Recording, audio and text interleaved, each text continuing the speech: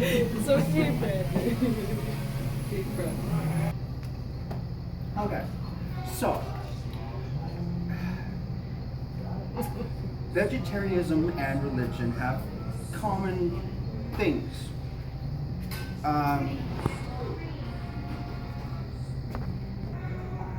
Yeah.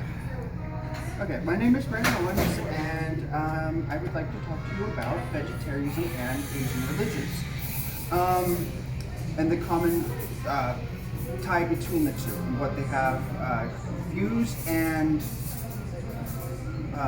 concerns about vegetarianism versus meat eating. Because religious vegetarianism has more to offer than just a simple diet or health change. To start off, definition of vegetarianism is that it's the practice of not eating or does not eat any meat, fowl, fish, or anything that derives from it, like eggs or cheese, but abstains from vegetables, fruit, grains, nuts, etc.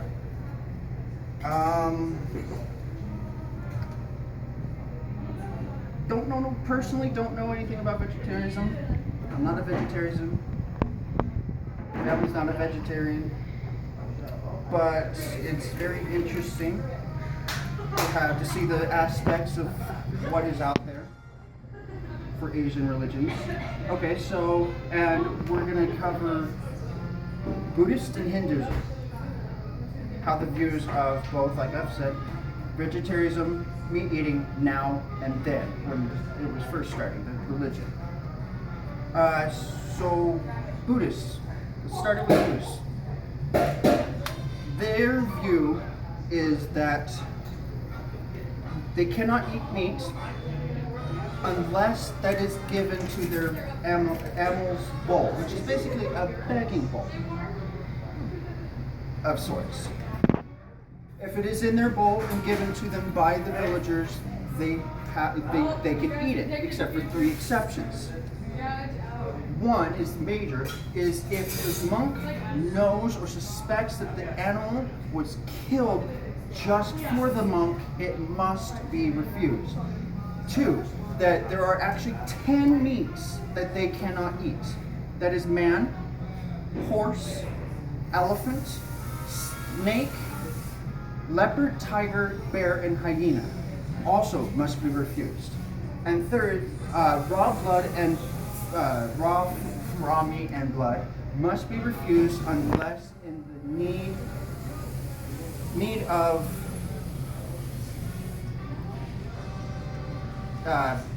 of sickness.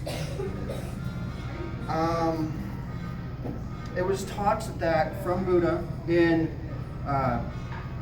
the Padumusa Sutta that material food is not for pleasure, not for comeliness, not for indulgence, not for personal charm, but for the necessary of living. This was I found this in the Buddhist attitude towards the meat eating in the Tibet Journal.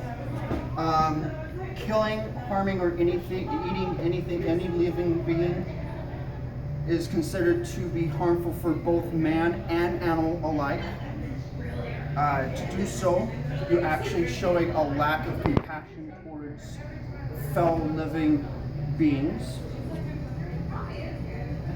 And this is directly part of one of their major concept is anhymsum, which is non-hurtfulness, which is a principal doctrine of not refraining from harming or injuring other sentient beings. After his death, Buddha's death, it was actually the path of vegetarianism was split into 2. You have Theravada and Mahavada. Theravada is they're more of the ethical vegetarians. They're the more moral, central to moral to Buddhist moral. In the aspects of self-discipline, restraint, and renunciation and restraint from eating all meat or harming others. Because they believe that you're actually causing suffering onto other animals.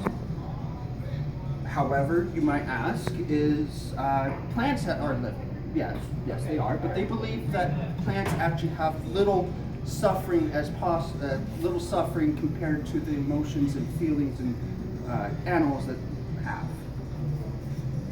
Mahayana is they're more of save others from suffering. So they help them to give them out of suffering. In doing so, they earn their compassion to others. The reason why they need compassion is this unlocks them to different higher realms. They have actually 6 major realms. They have Davas, which are God or heavenly ones. Usurnas, which are Titans, which are lower than God, heavenly ones. Humans, ghosts, animals, and hell beings. So now switching to Hinduism, we have they actually term it as, for vegetarianism, is the Sakahariya, or one that is a vegetarian is Sakahariya. There's 5 reasons why you want for them to be a Sakahariya is divine law. Divine law, which is Dharma. That's their major scripture, which encompasses Haizama, or non-harmfulness, and need to achieve compassion or togetherness toward each other. You have health, which is vegetarians, they believe that you are less sustainability to major diseases. You live longer, healthier, and more content than eating. Environment is that just to have a pasture for livestock, you're actually trimming down the whole forest. And that also creates, over time, that creates topsoil erosion, that creates water and air pollution. They don't like that. The 2 biggest ones, other than Dharma, are karma and compassion, consciousness. Karma is the inevitable fact that if you cause any harm, killing, or pain to another animal, you will feel the same pain in a future experience. And the way that happens is with consciousness, you're actually gaining grosser emotions, chemicals that are locked into what they call flesh of the animals. When it's butchered, like pain, anger, jealousy, fear of death, you actually are infected with that in a way. They called meat eating manasari, or meat eaters manasari. I have another quote that from Buddhism, which is kind of he's the same kind of person who was looked upon by the Hindus, like Buddha was to the Buddhists. But this was in the Mahabharata, that the meat of animals are like one's own son. Like the flesh of one's own son. And that the foolish person who eats the meat is the most vilest human being. I found this in Buddhism Today's The Meat-Free Life.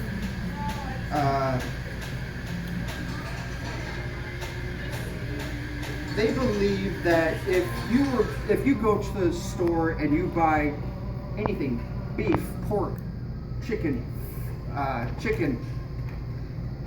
chicken and duck or any other kind of animal, you are actually encouraging the major corporations to actually put these animals in harmful places, cramped, slaughtered in uncomfortable ways, and then packaged. So they die when they're in the cages. They die when they're slaughtered. They die when they're packaged. They die when you eat them.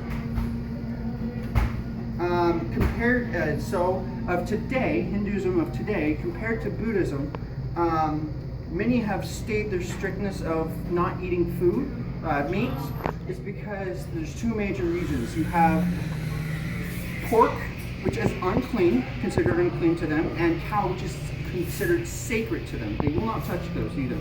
So this kind of means that there's the other meat are okay. And well, that's today. There's more choices and more freedom than there is back then. Well, in conclusion, in a way, life is full of choices, and religious vegetarianism is that one choice. Even though they are locked with religion, you still have a choice, because there are many people who are still a part of a religion, but they'll go in a different way than the religion states. You have compassion, you have azan, you have which are gained by neglecting harm and injury to others. You have the bowls of Buddhists, and there are exceptions for living, helping others out for suffering. The Hindu, there are 5 reasons, which keeps them on the right path and up into better lives next life.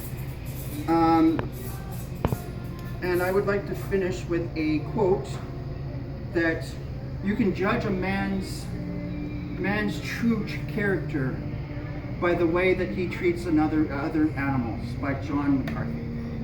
Thank you.